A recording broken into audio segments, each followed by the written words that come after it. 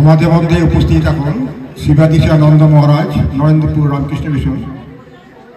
আমাদের এখানে এখন প্রোগ্রামটা যেটা প্রোগ্রাম ছিল একচিত্তানন্দ মহারাজ, উনি একটু অসুস্থ হয়ে পড়েছে, তাই উনি আসতে পারছেন না। তা আমাদের কাছে এখন শিবাদিশানন্দ মহারাজ এসছে।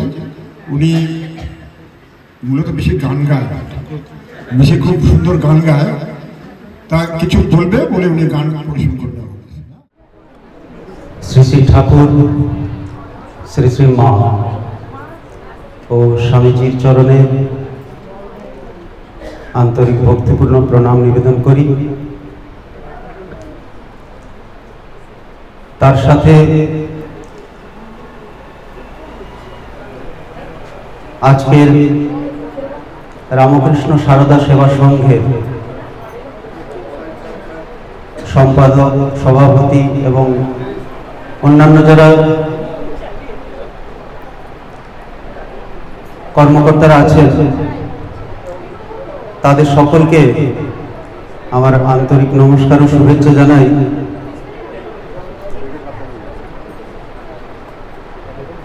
আর একটু পরেই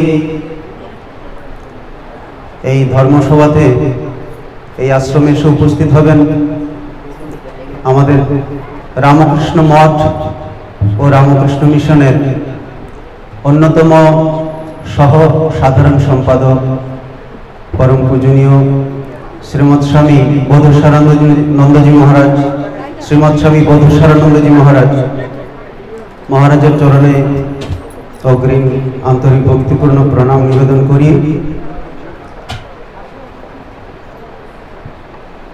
একটি কথা ভেবে আস্তে আস্তে ভাবছিলাম যে এই হচ্ছে মায়ের ইচ্ছা। আমরা একরকম ইচ্ছা প্রকাশ করি বা আমাদের অন্তরে একরকম ভাবনা আসে, কিন্তু মা অন্যরকম চিন্তা করেন।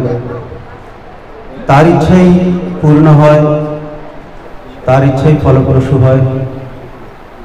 তার ইচ্ছা আমরা বুঝবো কি করে? আজকে আমার এখানে আসার কথা ছিল না, আপনারা শুনলেন, প্রক্সি দিতে এসেছি।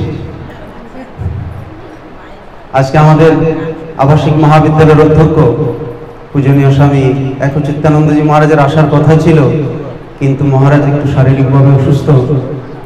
তাই আমাকে আজকেই সকালে 10টা-11টা নাগাদ একটু ফোন করে বললেন যে এইরকম ব্যাপার, তোমাকে একটু যেতে হবে।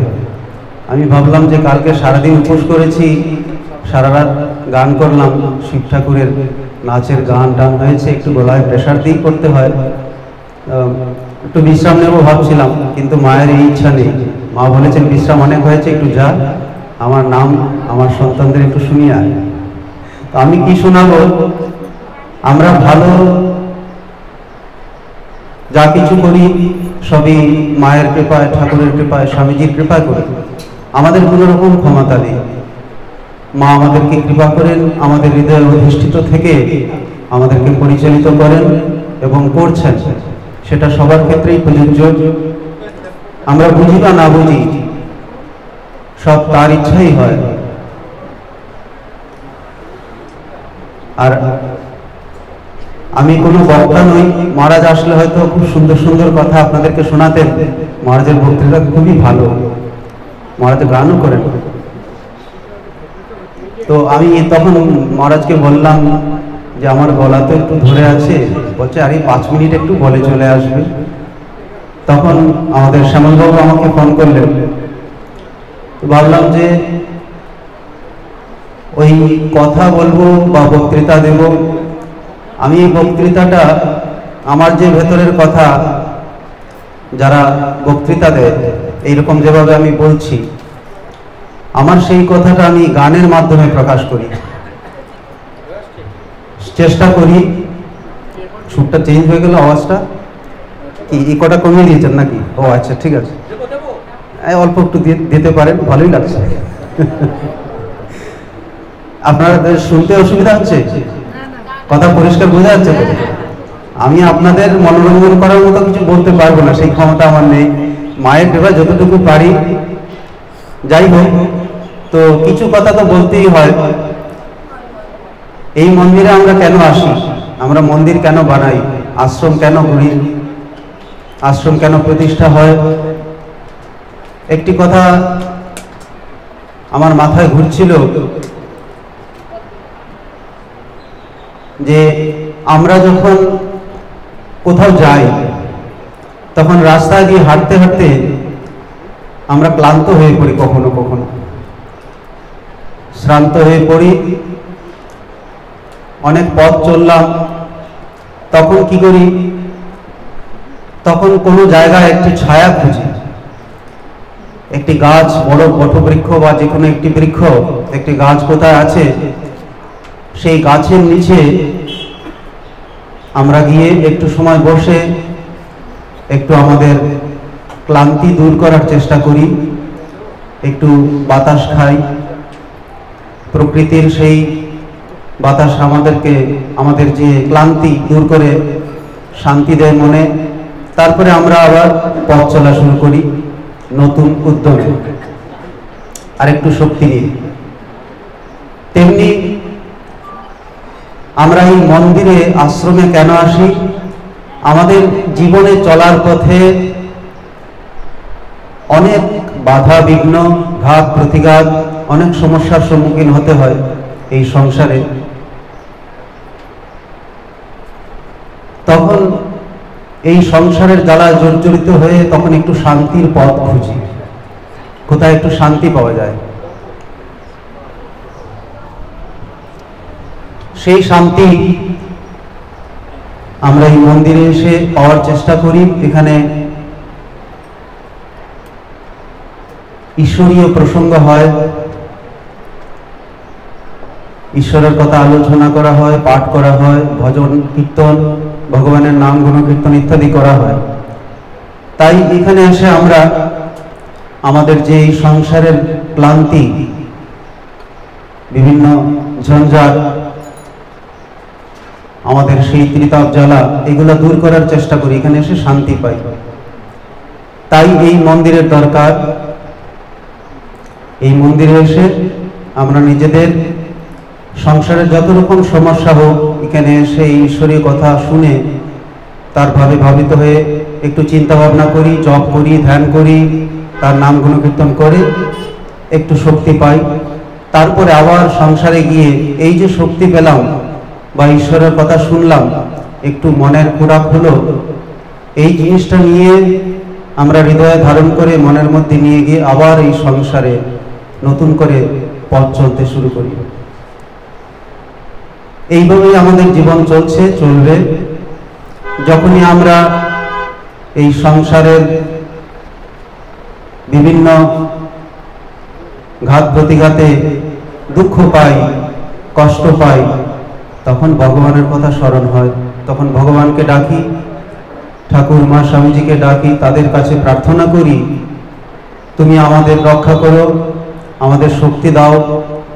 সংসারে কি করে চলতে হয় আমরা জানি না, তুমি আমাদের হৃদয়ে অধিষ্ঠিত থাকি, আমাদের পরিচালিত করো, জ্ঞান দাও, ভক্তি দাও, বিবেক দাও, বুদ্ধি দাও, যাতে এই সংসারের কষ্ট কষ্ট বলে মনে না হয়। তাই আমরা এই জীবনে যতদিন এই পৃথিবীতে স্থূল শরীরে বেঁচে থাকব, মরার পরে কি হবে তারপরে তো আমরা জানি না, আমাদের কর্ম অনুযায়ী ফল হবে। এইভাবেই চলবে যতদিন না পর্যন্ত আমাদের মনের কামনা বাসনা দূর হয়েছে বা একেবারে মন থেকে চলে না গেছে, ততদিন পর্যন্ত আমাদের মুক্তি হবে না, সেটা আমরা জানি। মা বলেছেন নির্বাসনা হলে এখনই মুক্তি হবে।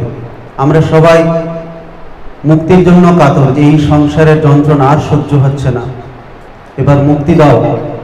কিন্তু যখন ভগবান আমাদের মৃত্যু আসে, তখন ভগবানকে বলি আর কিছুদিন বাঁচলে ভালো হতো, আমাদের সংসার অনেক কাজ আছে, মেয়েটার বিয়ে হয়নি, ছেলের চাকরি হয়নি, বা এই সংসারে এত সম্পত্তি, এত কষ্ট করে উপার্জন করলাম, কাজেই আমরা অনেক ঘাত প্রতিঘাত, অনেক যন্ত্রণা পাই, কিন্তু তাও মনের মধ্যে সেই বৈরাগ্য আসে না। ঠাকুর কথামৃতে বলেছেন, উট কাটা ঘাস খায়, কিন্তু তার গলা দিয়ে দরদর করে রক্ত পড়ে, কিন্তু সেই ঘাস ছাড়া বাঁচতে পারে না, সেই ওই কাটা ঘাসই খাবে। তা আমাদেরও ওইরকমই অবস্থা। আমরা হয়তো মুখে অনেক সময় বলি, কিন্তু ভেতরে সেই বাসনা ঠিক আছে, যার ফলে আমাদের এই সংসার থেকে অতি সহজে মুক্তি হওয়ার নয়। তাই মুক্তি লাভ করতে হলে আমাদেরকে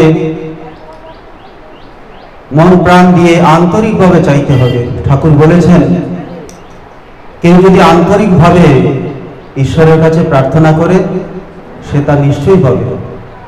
এবং স্বামীজিও বলছেন, কারো যদি কোনো জিনিস পাওয়ার যোগ্যতা থাকে,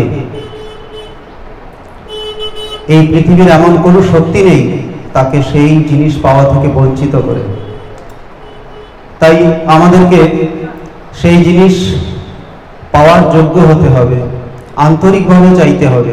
যে কোনো জিনিস চাইব আন্তরিকভাবে, মন থেকে চাইব, এবং সেই চাহিদাটা আমরা নিজেরাই বুঝতে পারবো।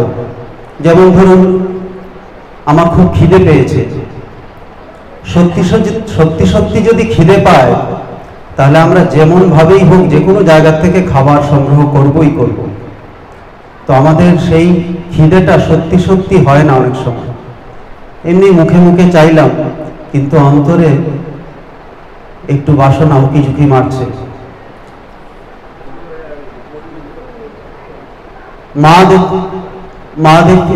মায়ের জীবনে কত কষ্ট সহ্য করেছেন। একটি কথা মা যেমন বলেছেন যে, দুঃখ তো তার দয়ার দান, এতে আমাদের কর্মক্ষয় হয়। মা দয়া করে দুঃখ দেন, এতে আমাদের কর্মক্ষয় হয়। কোন রকম মতলব করো না, তার মতলবই ঠিক হয়। আমাদের ভেতরটা অকপট হতে হবে, কোনো কপটতা থাকলে হবে না। মন মুখ যদি এক না হয়, তাহলে আমরা কোনো কিছু পাবো না। তাই এই মন্দিরে এসে আপনারা সবাই আসবেন, সাধুরাও মাঝে মধ্যে আসবে, সবাই এসে এখানে ঈশ্বরের নাম গুণকীর্তন করবেন, তার কথা আলোচনা করবেন, গীতা পাঠ, কথামৃত পাঠ, যে কোনো সৎ গ্রন্থ, এখানে যতটুকু পারেন আমাদের সকলেরই এই জিনিসটাই করা কর্তব্য। মন্দিরে এসে যাতে সংসারের কোনো কিছু আলোচনা এখানে না হয়। মন্দিরে আসবো সংসারকে একদম ছুঁড়ে ফেলে দিয়ে। যদি এখানে এসে সত্যি সত্যি আমরা মন প্রাণ দিয়ে আন্তরিকভাবে ভগবানের কথা চিন্তা করি, তখন ভগবান সংসারটি সামলে নেবেন। সেটা ঠাকুরেরই কথা। আর যদি এখানে এসে সংসারের কথা চিন্তা করি, তাহলে না হলো ওই দিক, না হলো ওই দিক। ঠাকুর উপমা দিয়ে বলেছেন, কথামৃতে দেখবেন অনেক উপমা দিয়ে ঠাকুর প্রত্যেকটি কথাতেই অনেক বড় বড় তত্ত্ব ছোট ছোট উপমা দিয়ে বুঝিয়ে দিয়ে গেছেন। যে এক গোয়ালিনী একজন ভাগবত পাঠক তার কাছে দুধ বিক্রি করতে আসেন। সেই ঘটনা আপনারা পড়েছেন নিশ্চয়ই, কথামৃত পাঠ করলে পড়ে থাকবেন। সেই গোয়ালিনী একদিন দুধ বিক্রি করতে এসে শুনছেন পণ্ডিত ভাগবত পাঠ করছেন যে হরি নাম করলে ভবন সমুদ্র পার হওয়া যায়। সেই গোয়ালিনীর অন্তরে অগাধ বিশ্বাস, সহজ সরল বিশ্বাস, গ্রামের মহিলা, সেই কথাটি তার হৃদয়ে এমনভাবে গেঁথে আছে। পরের দিন সে সত্যি সত্যি হরিনাম করতে করতে একটি নদী পেরিয়ে আসতে হয়, তাকে খেয়ার উপর দিয়ে নৌকার পেরিয়ে চলে আসতে হয়। কিন্তু পরের দিন সে তার সেই সরল বিশ্বাসে ভগবানের নাম করে, হরি নাম করে দিব্যি চলে আসলো। ওই দিন একটু হয়তো বৃষ্টি বাদল হয়েছিল, কিন্তু পণ্ডিত এই গোয়ালিনীকে দেখে বলছে, আজকে তুমি আসলে কি করে? আজকে এই দুর্দিনে কোনো নদীতে তো কোনো খেয়া ছিল না।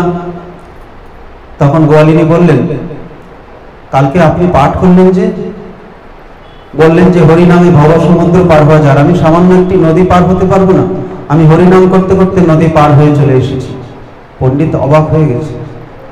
পণ্ডিত ভাগবত পাঠ করে ঠিকই, কিন্তু তার মধ্যে সেই রকম বিশ্বাস নেই। তখন পণ্ডিত গোয়ালিনীকে বলল, চলো আমি দেখি আমি হরিনাম করে সেই নদী পার হতে পারি কিনা। পণ্ডিত গেছে গোয়ালিনীর সঙ্গে, গিয়ে গোয়ালিনী তো হরিনাম করতে করতে নদী পার হয়ে যাচ্ছে, অনেকটা চলে গেছে। তখন পেছন ফিরে তাকিয়ে দেখছে পণ্ডিত হরিনাম করছে, আবার কাপড়ও তুলছে। তার সেই বিশ্বাস নেই। কাজেই সেই বিশ্বাস যদি আমাদের থাকে এবং আন্তরিকভাবে যদি আমরা ভগবানকে ডাকি, তার নাম গুণকীর্তন করি, তাহলে নিশ্চয়ই আমরা যে জিনিসটা চাইব তিনি দেবেন। আর মা আমাদের কাছে অত্যন্ত সহজ সরল। আমরা সত্যিই খুবই ভাগ্যবান, আমরা এই যুগে জন্মেছি, আমরা এমন একজন মা পেয়েছি। মা শারদামণি খুবই সহজ সরল। মার কাছে যা চাইবেন আন্তরিকভাবে মাকে ধরে থাকুন, প্রার্থনা করুন মার কাছে। একবার আমাদের দ্বাদশ প্রেসিডেন্ট মহারাজ পরম পূজনীয় স্বামী ভূতেশানন্দজি মহারাজ তার বক্তৃতাতে বলছিলেন যে ঠাকুর সব বেছে বেছে নিতেন। মা বলতেন যে ঠাকুর সবাইকে বেছে বেছে নিতেন, আর যত সব বিষ আমার কাছে ঠেলে দিতেন। মার কাছে সবার সমান আবদার, মা সব কিছু সইতেন, সব কিছু সহজভাবে।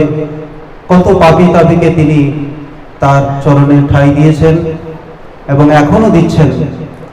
তো মায়ের নাম আমরা করব, মার কাছে প্রার্থনা করব, ঠাকুর মা অভেদ, সেই কথা আমাদের বিশ্বাস রাখতে হবে। স্বামীজির সম্পর্কেও ঠাকুর বলেছেন, তুই আর আমি কি আলাদা, তোর এত ভেদ বুদ্ধি কেন? তো ঠাকুর মা স্বামীজি তিনটি রূপ। আমরা আমাদের যাকে ভালো লাগে তাকেই ডাকবো। মাকে যদি ডাকি, মার কাছে প্রার্থনা করব, সবসময় মার কাছে আমাদের যে কোনো অসুবিধা, যে কোনো বিপদ আপদ, যা কিছু চাহিদা থাকবে মায়ের কাছে প্রার্থনা করব, আন্তরিকভাবে প্রার্থনা করব, ব্যাকুল হয়ে মার কাছে প্রার্থনা করব। ঠাকুর বলেছেন কথাতে যে লোকে বিষয়ের জন্য কত কাঁদে, টাকার জন্য কেঁদে ভাসিয়ে দেয়, কিন্তু ভগবানের জন্য কে কাঁদছে বলো বাবু? তো ভগবানের জন্য যদি আমরা কাঁদি, তাহলে ভগবান আমাদেরকে দর্শন দেবেন, নিশ্চয়ই দেবেন। কেন দেবেন না? তিনি আছেন, তিনি সদা সর্বদা আমাদের হাত ধরে নিয়ে যাচ্ছেন, এ বিষয়ে কোনো সন্দেহ নেই। আমরা তাকে ধরে থাকবো। সংসারে যত কিছু আসুক, যত সমস্যা আসুক, যত বাধা বিপত্তি আসুক, তোমাকে আমি ছাড়বো না। তুমি আমাকে যখন যেভাবে রাখো, আমি তোমাকে ধরে থাকবই। এই ভাবটি যদি আমরা আমাদের হৃদয়ে দৃঢ়ভাবে রাখতে পারি, গেঁথে রাখতে পারি, সেই বিশ্বাস যদি আমাদের থাকে, তাহলে আমাদের এই জীবনে, সংসার জীবনে কোনো কষ্টই কষ্ট বলে মনে হবে না, আর এইগুলো আমাদের মনের মধ্যে কোনো দাগ কাটতে পারবে না। কাজেই আপনাদের সকলের কাছে এটাই আমার বলার, এবং আমি নিজেও সেটাই বলি, আমরা মাকে ধরব, মার কাছে প্রার্থনা করব, ঠাকুর মা স্বামীজি তাদের কাছে প্রার্থনা করব, তাদের নাম গুণ কীর্তন করব। আর এই আশ্রমে আসবেন, মন্দিরে আসবেন, মন্দিরটিকে জাগ্রত করে রাখবেন আপনারা। এখানে এমন একটি পরিবেশ সৃষ্টি হবে যেখানে আসলেই মনে অটোমেটিক সেই শান্তি আমাদের মনের মধ্যে আসতে বাধ্য। এই একটু কথা বলে আমি এখন একটু এক দুটো গান করার চেষ্টা করি এই ভাঙা গলা দিয়ে।